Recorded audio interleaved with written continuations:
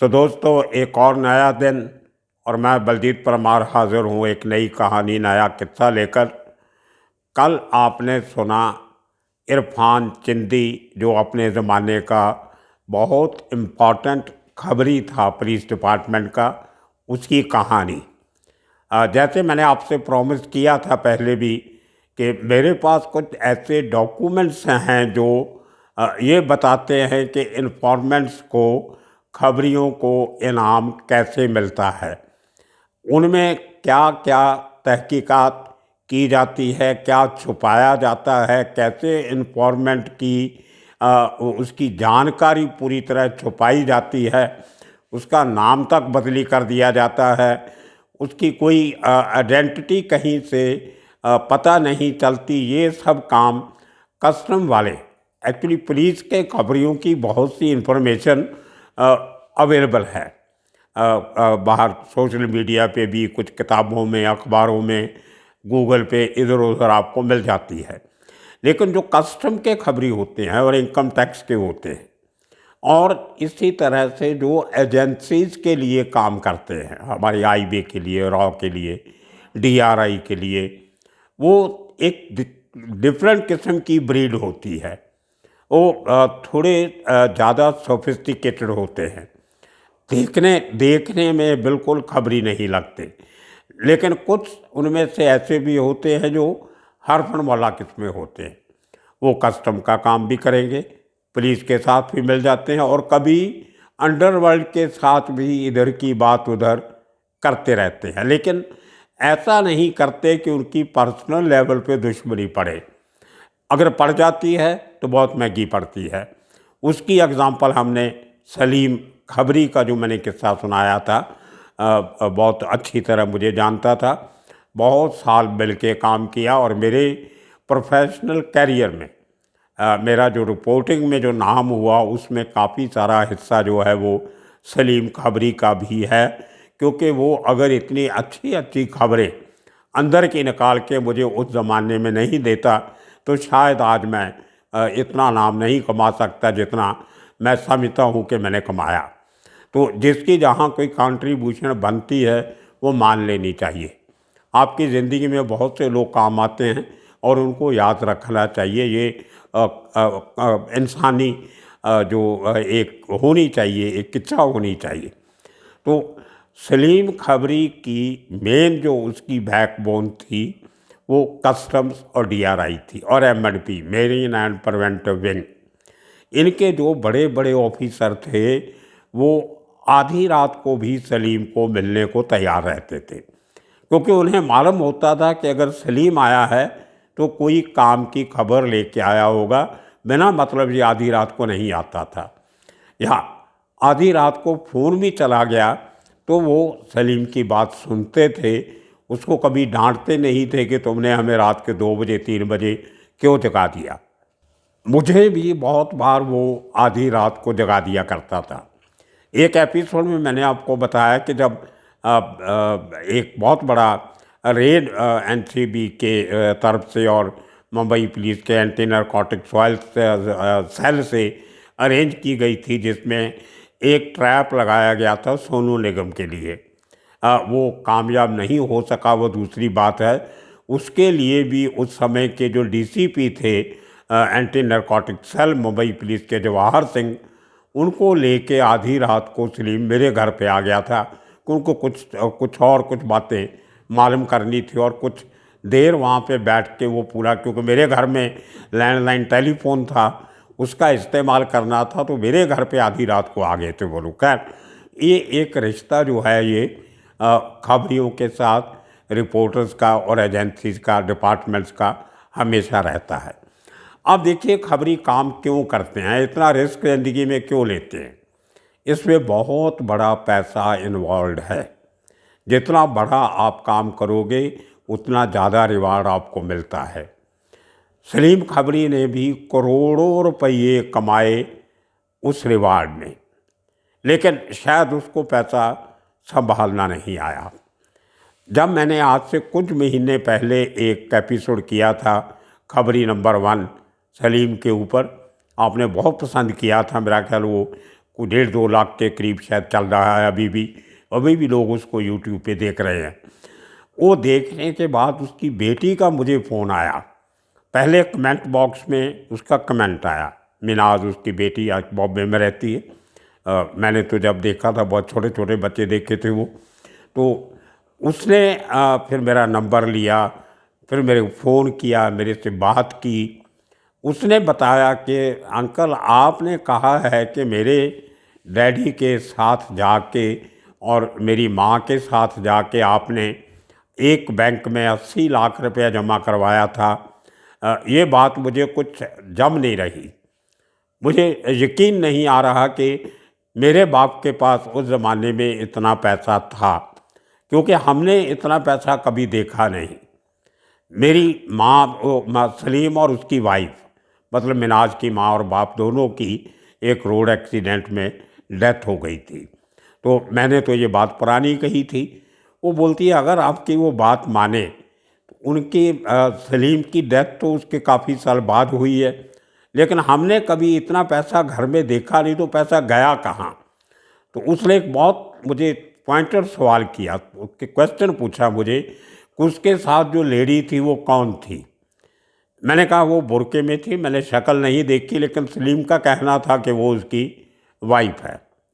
तो उसकी बेटी का कहना था कि शायद आपको गलतफहमी हुई होगी, मेरी माँ का कभी कोई बैंक अकाउंट नहीं था, और वो जिस किस्म का आपने बताया बुर्का, उस किस्म का मेरी माँ वो बुर्का वगैरह नहीं पहनती थी। तो कहीं ना कहीं शायद सलीम ने किसी और को साथ में ले जाके वो अकाउंट खुलाया। शायद वो पैसा जो इतना अचानक उसके पास आया, उसको दुनिया की नज़रों से छुपा के रखना चाहता था। अगर वो अपने घर में उसके अड़ोसियों पड़ोसियों को, दोस्तों को, क्रिमिनल्स को, स्मगलर्स को पता चल जाता कि सलीम को इतना बड़ा रिवार्ड मिला है, तो वो अपने क्यास लगाने शुरू कर देते कि जो आज से 1 साल पहले हमारा 5 करोड़ का सोना पकड़ा गया था, कहीं उस सोने की खबरी सलीम से नहीं की थी जो इसको इतना बड़ा रिवार्ड मिला है। तो अब 80 लाख का जिसको रिवार्ड मिले, समझो उसने तकरीबन 5-6 करोड़ रुपए का सामान पकड़वाया होगा। और वो जो पकड़ा हुआ सामान था, वो एडजुडिकेशन के बाद, जिसको हम क्वासी जुडिशल पावर जो कस्टम की होती है, जो केस चलता है उनका, उसमें जब उसका फैसला हो जाता है, सामान को जब्त कर लिया जाता है, तो उसका रिवार्ड की पेमेंट जो है वो खबरी को कर दी जाती है। और उसके साथ ही जो डिपार्टमेंट के ऑफिसर कंसर्न होते हैं, जो वो सीज़र करते हैं, जो सामान पकड़ते हैं, उनको भी कुछ हिस्सा, कुछ परसेंट दिया जाता है, जो खबरी के हिस्से से नहीं काटा जाता, वो सेपरेट दिया जाता है। और असिस्टेंट कमिश्नर ऑफ कस्टम के रैंक तक के ऑफिसर को ये रिवार्ड मिलता है। उसके ऊपर के जो हायर ऑफिसर्स हैं उनको कोई रिवार्ड वगैरह नहीं मिलता है। तो ये मुझे भी बहुत हैरानी हुई सलीम की बेटी से बात करने के बाद कि उस ज़माने में 94 में 80 लाख रुपया बहुत होता था। कहाँ खर्चा किया होगा सलीम ने, कहाँ गया वो पैसा, ये किसी को पता नहीं। और वो उसके बैंक में होता तो ज़रूर बैंक वाले तो ढूंढ लेते, पुलिस कंप्लेंट करते कि हमारे पास ये इतनी देर से अकाउंट पड़ा है, कोई चला नहीं रहा। मैंने उसको, उसकी बेटी को बताया भी था कि फोर्ट एरिया में स्टेट बैंक ऑफ इंडिया की ब्रांच थी, तो आप वहाँ पे जाके इंक्वायरी करना। वो बोलती जब तक मेरे पास कोई पेपर नहीं है तो मैं क्या इंक्वायरी करूँ। फिर 2-1 महीने पहले मैंने, कुछ महीना पहले शायद, मैंने वो जो पेपर्स जो मुझे मिले मुंबई से, 3 वो कागज़ मुझे रिवार्ड की सैंक्शन लेटर्स जो होते हैं वो मुझे मिल गए। 2 और थे, वो अभी तक मुझे नहीं मिले। तो जो पेपर मुझे मिले वो एक 30,50,000 का है, एक 13,50,000 का है, कुछ एक 9 लाख का है। लेकिन 9 लाख और 13 लाख वाले 87 और 88 के हैं। आप अंदाज़ा लगाइए, 87 में जब सस्ता ज़माना हुआ करता था, उस ज़माने में सलीम को एक सीजर केस में एडवांस रिवार्ड मिलता है 9 लाख रुपए का या 13 लाख रुपए का। उसके बाद जब केस ख़त्म होने के बाद फाइनल रिवार्ड होगा वो कितना होगा। आप देखिए कि आपको 90% रिवार्ड तो कस्टम पहले देता नहीं है जब तक केस का फैसला नहीं होता। कोई 10, 15, 20% दिया होगा। अगर 20% दिया 9 करोड़ तो बाकी का मिला लो कितने लाख का रिवार्ड होगा। उसके बाद इसी तरह 88 में उसको 13 लाख का मिल जाता है। वहाँ पे उसने बड़ा सिदर किया होगा। फिर 94 में 30,50,000 का रिवार्ड और 2 लेटर मेरे पास और थे। वो एक 94 का और था और एक 95 बिगिनिंग का था। वो मैंने काफ़ी पेपर तलाश किए, मुझे नहीं मिला। आज मैं इस स्टोरी के साथ आपको वो दिखाऊंगा कि कस्टम वाले उन लेटर्स में क्या लिखते हैं, क्या सर्टिफिकेट देते हैं। वो बहुत कम लोगों के पास इस किस्म का लेटर होता है। उसमें कई बार तो जिसको रिवार्ड दिया जाता है उसका नाम लिखा जाता है, लेकिन वो नाम जो है वो आम लोगों को पता नहीं होता। जैसे जो सलीम का नाम था वो जो वहाँ पे लिखा हुआ लेटर में वो सैयद हुसैन लिखा हुआ है। वो शायद उसका असली नाम होगा, लेकिन मैंने वो नाम कभी सुना नहीं था। अगर मैंने वो लेटर पढ़ा होता पहले तो मुझे भी हैरानी होती कि सैयद हुसैन कौन है, क्योंकि मैंने जैसे आपको कहा था खबरी अपना असली नाम किसी को नहीं बताते। शायद सैयद हुसैन उसका असली नाम होगा, या उस नाम से उसने कोई बैंक अकाउंट खोला होगा जिसमें लेके वो पैसे जमा करवा सके, लेकिन उसकी ज़रूरत नहीं है क्योंकि कस्टम का पूरा पैसा कैश में मिलता है। आपको हैरानी होगी सुन के, कस्टम का रिवार्ड मनी चेक में नहीं मिलती है, ड्राफ्ट में नहीं मिलती है, यह हार्ड कैश में दी जाती है और वो कैश आपको पर्सनली आपको हैंड ओवर किया जाता है। लेकिन ये दूसरी बात है कि कई बार खबरी जो हैं वो अपने जो उनके एतबार के यकीन के ऑफिसर होते हैं काफ़ी बड़ा अमाउंट उनके पास ही छोड़ देते हैं कि सर जैसे जैसे मेरी ज़रूरत पड़ेगी मैं आपसे ले जाऊंगा, ये पैसा आप अपने ऑफिस की तिजोरी में रखो, यहाँ सेफ रहेगा, मेरे से खर्च हो जाएगा या चोरी हो जाएगा या पैसे के लिए मेरा नुकसान भी हो सकता है। तो काफ़ी सारा पैसा सलीम का 2-3 चुनिंदा कस्टम वालों के ऑफिस में पड़ा रहता था जो लाखों में होता था। तो मुझे याद है एक बार गोवा में जब दयाशंकर की पोस्टिंग गोवा में थी तो सलीम आया एक दिन बहुत परेशान और साहब को बोला था मुझे बहुत जल्दी मुझे 10 लाख रुपया चाहिए। तो दयाशंकर साहब बोले वो पैसा तो बॉम्बे में पड़ा है, यहाँ तो नहीं है मेरे पास, यहाँ तो इतनी रिवार्ड मनी भी नहीं है। तो खैर उसके लिए दयाशंकर साहब वहाँ से फ़्लाइट पकड़ के बॉम्बे आए, अपने पुराने ऑफिस में जाके एमएनपी में अपनी वो अलमारी खोल के उसमें से उसका पैसा निकाल के दे के उसका एंट्री करवा के, छोटी सी डायरी साथ में रखी हुई थी वो करवा के उसको पैसा दे के शाम की फ़्लाइट से वापस गोवा पहुँचे। तो इतना ख्याल ऑफिसर्स जो थे वो अपने खबरियों का रखते थे। तो देखिए ये कोई बहुत आसान काम नहीं है खबरियों की ज़िंदगी, लेकिन उनके जो रिश्ते जो उनसे बनाने कैसे कैसे डिफरेंट ऑफिसरों से रिश्ते बनाने हैं, उनका कॉन्फिडेंस जीतना है, वो इन लोगों से कोई सीखे। मैंने बहुत सीखा है, नेटवर्किंग जो है लाइफ में वो मैंने इन खबरी लोगों से सीखी है। अकेला सलीम नहीं है, और भी बहुत से लोग हैं। हमारा आलम भाई है, हमारा एक पोचकन वाला था एक, तो इनका पता नहीं असली नाम क्या है, हो गए मैं कभी पूछता भी नहीं था। तो इन लोगों से मैंने बहुत सुना है और हिम्मत ना हारने की हिम्मत भी इनसे मैंने सीखी है। अगर कोई उनको बोलो कि सलीम मुझे ये आदमी की खबर चाहिए 2 दिन में, तो बोलते ठीक है गुरु, वो मुझे गुरु बोला करता था, ठीक है गुरु मैं निकालता हूँ। 2 दिन में नहीं मिली तो मेरे से वापस फ़ोन करके टच करता था कि कुछ और हिंट दीजिए, जो इन्फॉर्मेशन आपने दी है उससे कुछ बराबर आगे से इन्फॉर्मेशन नहीं आ रही है। मतलब जब तक कामयाब नहीं हो जाते थे वो अपने टारगेट का पीछा नहीं छोड़ते थे। तो उसने बहुत सारे ऐसे काम, वो अकेला नहीं, जैसे मैं बता रहा हूँ कैसे बहुत से खबरी थे सलीम जैसे, जिन लोगों ने भी करोड़ों रुपये कस्टम के रिवार्ड मनी से कमाए। उनमें से काफ़ी सारे लोग, एक प्रोफेसर हुआ करते थे बड़ाला में कॉलेज के, उन्होंने कस्टम के डिपार्टमेंट से डिफरेंट ऑफिसर को खबर दे के, इन्फॉर्मेशन दे दे के बहुत पैसे कमाए उन्होंने। बहुत बढ़िया आलीशान बंगला बनाया उन्होंने बम्बई के बाहर बाहर उन्हीं पैसों से। तो अब देखिए मैं आपको वो चिट्ठियाँ दिखाता हूँ जो ओरिजिनल हैं, वो बहुत पुरानी हो चुकी हैं, उनका टाइप जो है वो फेड हो गया है, उसमें आपको शायद पढ़ने में दिक्कत होगी, लेकिन उनके साथ साथ अपनी स्क्रीन पे आप देख सकते हो तीनों लेटर जो हैं।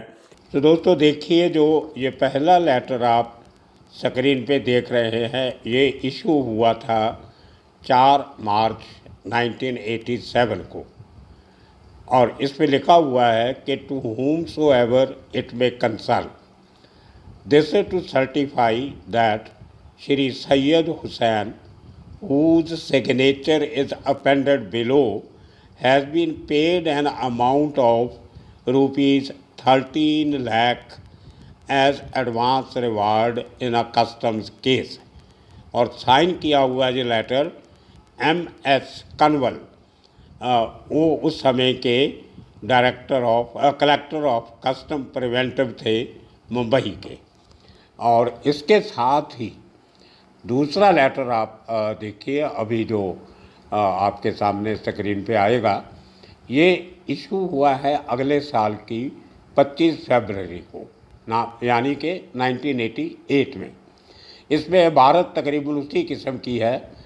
To whom so ever it may concern, this is to certify that an amount of rupees 9.50 lakh 50,000 has been paid as final reward in a customs case to Shri Sayyid Hussain, whose signature is appended below।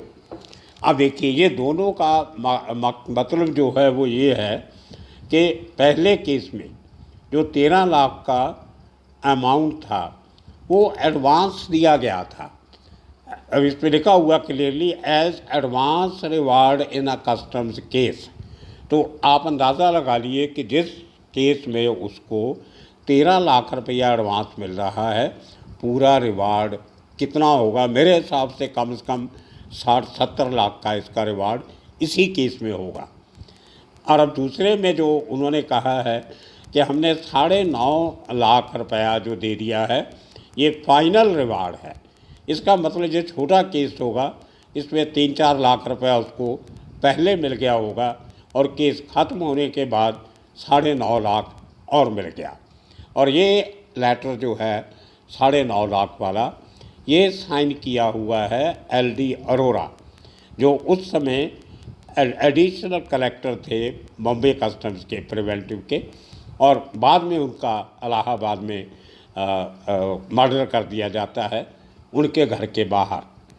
और ये तीसरा letter सबसे important है, ये उससे सीधा 6 साल के बाद 13 अप्रैल 1994 को ये सर्टिफिकेट दिया गया है उस ज़माने के collector of customs preventive NG Venugopalan साहब ने दिया, जिसमें लिखा हुआ है this is to certify that an amount of rupees 30,50,000 only has been disbursed to the person whose left hand impression is appended below as final reward in a custom case on 13/4/94। और इसमें दो चीज़ें बहुत बढ़िया हैं। एक तो इसमें उसका नाम नहीं लिखा गया, ये किसको दिया गया। दूसरा, उसका सिग्नेचर नहीं लिया गया, जैसे कि पहले 2 लेटर में लिया गया तो कोई छोटा अमाउंट था। और तीसरा, ये जो 30 लाख जो मिला है, ये फाइनल सेटलमेंट है। इसके पहले उसको इसी केस में एडवांस अवार्ड भी मिला होगा 93 या 94 में। तो इन दिनों में 87 से लेके 94 तक, उसके बाद 2 पेपर मेरे पास जो और थे वो 95-96 के भी थे शायद। तो इतने सालों तक इतने करोड़ों रुपए उस शख्स ने कमाए, ये उसकी मेहनत का और उसके रिसोर्सेज का सदका है। तो ये मैं आपको आज के दिन में बताना चाहता। खबरियों को हमें लाइटली नहीं लेना है, they are very important person. एक लेटर जो है वो LD अरोड़ा का इशू किया गया है जब वो 1988 में एडिशनल कमिश्नर थे प्रिवेंटिव डायरेक्टोरेट के कलेक्टोरेट के बॉम्बे कस्टम हाउस में, और उसमें डेट भी दी हुई और उनका सिग्नेचर भी किया हुआ है। वो कोई एडवांस शायद कितने लाख का दिया है। तो ये अमाउंट के हिसाब से उस रैंक का ऑफिसर ही सिग्नेचर कर सकता है। एक अमाउंट के ऊपर अगर ज़्यादा अमाउंट हो जाए तो उस पर कलेक्टर के सिग्नेचर होने चाहिए।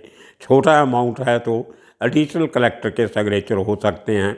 उससे कम अमाउंट है तो डिप्टी कलेक्टर या असिस्टेंट कलेक्टर के सिग्नेचर भी हो सकते हैं। लेकिन जैसे जैसे रकम बढ़ती है तो कलेक्टर खुद जो अपने डिपार्टमेंट का हेड होता है तो बड़े अमाउंट में उसकी सिग्नेचर चलता है।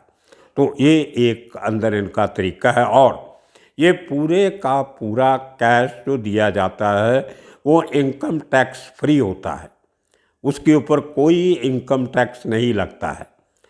वो जो लेटर आपको सिर्फ दिया जाता है वो इसलिए दिया जाता है कि कभी गलती से कोई इनकम टैक्स वाले रेड मार के आपके घर पे पहुंच जाएं कि आपके पास इतना कैश कैसे पड़ा है, तो आप उनको वो लेटर दिखा सकते हो कि ये देखिए ये लेटर है और ये पैसा मुझे इस साहब ने दिया है, आप उनसे बात कर लीजिए। तो ये एक बहुत बढ़िया एक सेफ शांत तरीका था।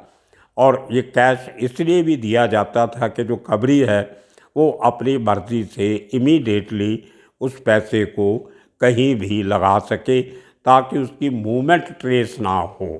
अगर आपने बैंक में जमा करवा दी, उसको चेक से निकालते हो, चेक से निकाल के आगे कहाँ लगाया तो कहीं ना कहीं वो ट्रेस हो जाता है, और ट्रेसिंग में आदमी कई बार अटक जाता है, पकड़ा जाता है। इसलिए उससे बचने के लिए ये कैश का सिस्टम रखा गया। मैंने उसको पहले एपिसोड में आपको बताया था कि अपनी ज़िंदगी में मैंने पहली बार और आखिरी बार वो 80 लाख रुपया कैश में देखा था, जो सलीम और उसकी जिसको उसे अपनी बीवी कहा था, उसको लेके मैं उस बैंक में जमा करवा के आया था। आज सलीम इस दुनिया में नहीं है, वो पैसे का भी पता नहीं कहाँ गया। ये एक ट्रेजेडी है खबरी लोगों की कि बहुत कम वो अपना फ्यूचर का ख्याल रखते हैं। तो आने वाले दिनों में इस किस्म की और किस्से कहानियाँ लेके फिर हाजिर होंगे। तब तक के लिए आप सबका शुक्रिया, धन्यवाद।